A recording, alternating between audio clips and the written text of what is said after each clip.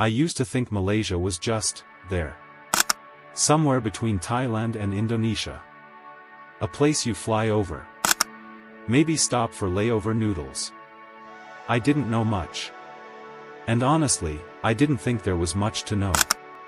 But then I started looking at the numbers. The real numbers. And what I found made me question everything I thought I understood about wealth, power, and potential in Southeast Asia. Because Malaysia isn't just rising. It's being underestimated on a scale that borders on historical blindness. Stay with me on this one. Because what you're about to see will completely change how you think about this country. And maybe, how you think about the entire region. Before we go further, subscribe to the channel and turn on notifications so you don't miss stories like this. This is the kind of shift that doesn't make headlines until it's already happened. Let's start with what most people believe. When you think rich Asian country, you think Singapore. Maybe Japan. South Korea if you're paying attention. Malaysia? It's tropical. It's diverse. It's got good street food. But rich? Economically dominant? Not in the conversation. Here's the thing though. Malaysia's GDP per capita is already higher than China's. Higher than Thailand's. And it's closing in fast on nations that have spent decades being called developed. In 2024, Malaysia's per capita income sat around $13,000. That puts it in the upper middle income category. Just below the World Bank's threshold for high income status. But here's what nobody talks about. Malaysia has been growing consistently. Not explosively. Not chaotically. Steadily. And that kind of growth? That's the kind that lasts. While other countries boom and bust, Malaysia has been building infrastructure. Attracting foreign investment. Diversifying its economy away from oil and palm oil into semiconductors, aerospace, and digital services. You don't hear about it because it's not dramatic. But if you live there, you feel it. If this is starting to shift your perspective, hit the like button. And let me know in the comments if you've noticed this too. Let's talk money. Real money. Malaysia's economy is worth over $400 billion. That makes it the third largest in Southeast Asia, behind only Indonesia and Thailand. But here's where it gets interesting. Indonesia has 270 million people. Thailand has 70 million. Malaysia? 33 million. So on a per-person basis, Malaysia is punching way above its weight. And it's not just about size. It's about structure. Malaysia runs one of the most diversified economies in the region. Electronics and semiconductors make up a massive chunk of exports. Companies like Intel, AMD, and Infineon have manufacturing plants there. The country produces nearly 13% of the world's semiconductors. Think about that. 1 in every 8 chips powering your phone, your car, your laptop, might come from Malaysia. Then there's oil and gas. Malaysia is a net energy exporter. Petronas, the national oil company, is one of the largest and most profitable energy firms in the world. It's not just extracting resources. It's refining, distributing, investing globally. Add to that palm oil, which Malaysia dominates. Timber. Islamic finance, where Kuala Lumpur is a global hub. Halal certification. Medical tourism. These aren't side hustles. These are billion-dollar industries. And the government? It's been smart. It didn't rely on one thing. It spread the risk. Built redundancy. Created options. That's not luck. That's strategy. If you're starting to see this differently, subscribe. Because we're just getting started. Here's something most people don't realize until they visit. Malaysia's infrastructure is world-class. I'm not talking about good for a developing country.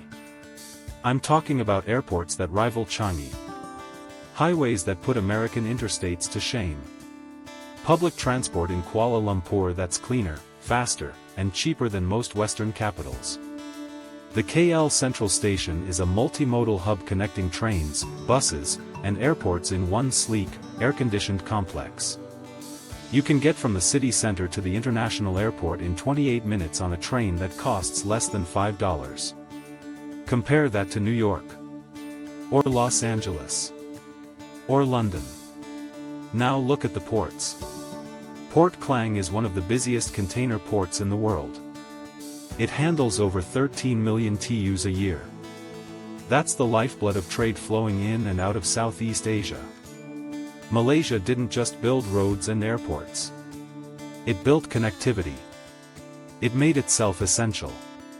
And it's not stopping. The government has been pouring money into digital infrastructure. 5G rollout. Fiber optic expansion. Smart city projects in Iskandar, Malaysia and Cyberjaya.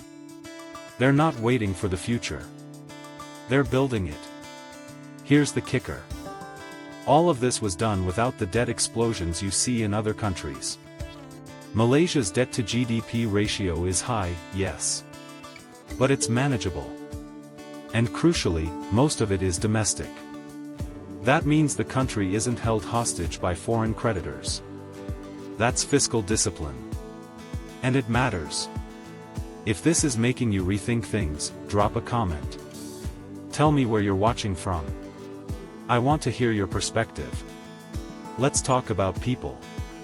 Because you can have all the infrastructure in the world, but if your population isn't educated, isn't skilled, isn't adaptable, you're not going anywhere.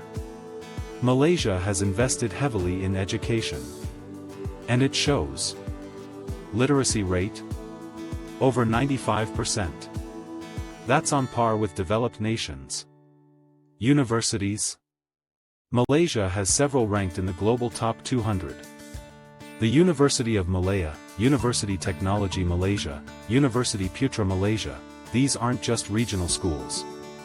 They're producing engineers, doctors, researchers who compete globally.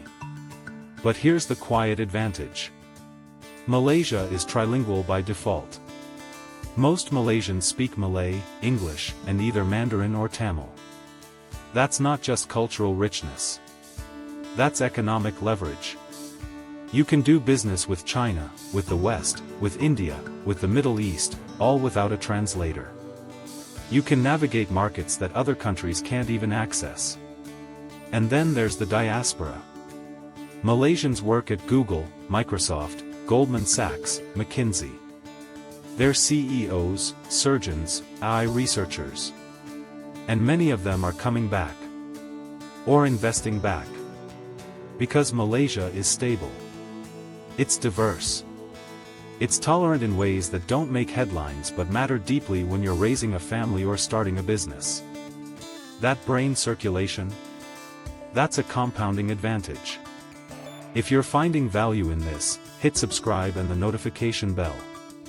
This kind of analysis doesn't come around often. Now let's zoom out. Because Malaysia's rise isn't happening in a vacuum. It's happening at exactly the right moment in history. The US and China are in a cold economic war. Supply chains are being rerouted. Companies are diversifying out of China not because they want to, but because they have to. And Malaysia? It's perfectly positioned. Close enough to China to benefit from trade and investment. But neutral enough, stable enough, and pro-business enough that Western companies feel safe. Apple is moving production there. Tesla is exploring operations. Semiconductor firms are doubling down. Vietnam gets a lot of attention for this shift. And rightly so. But Malaysia has something Vietnam doesn't. Infrastructure that's already world-class. Legal systems based on English common law. A stock market that's been around since 1930. Deep integration into global financial systems. Vietnam is catching up fast. But Malaysia has a 30-year head start. And then there's ASEAN. Malaysia is a founding member of the Association of Southeast Asian Nations. It's central to regional trade agreements. It's part of the Regional Comprehensive Economic Partnership, the world's largest free trade zone. That access? That diplomatic weight? You can't buy it. You earn it over decades. Malaysia earned it. If this is changing how you see the region, let me know in the comments. Seriously. I read them. But let's be honest. This isn't a fairy tale.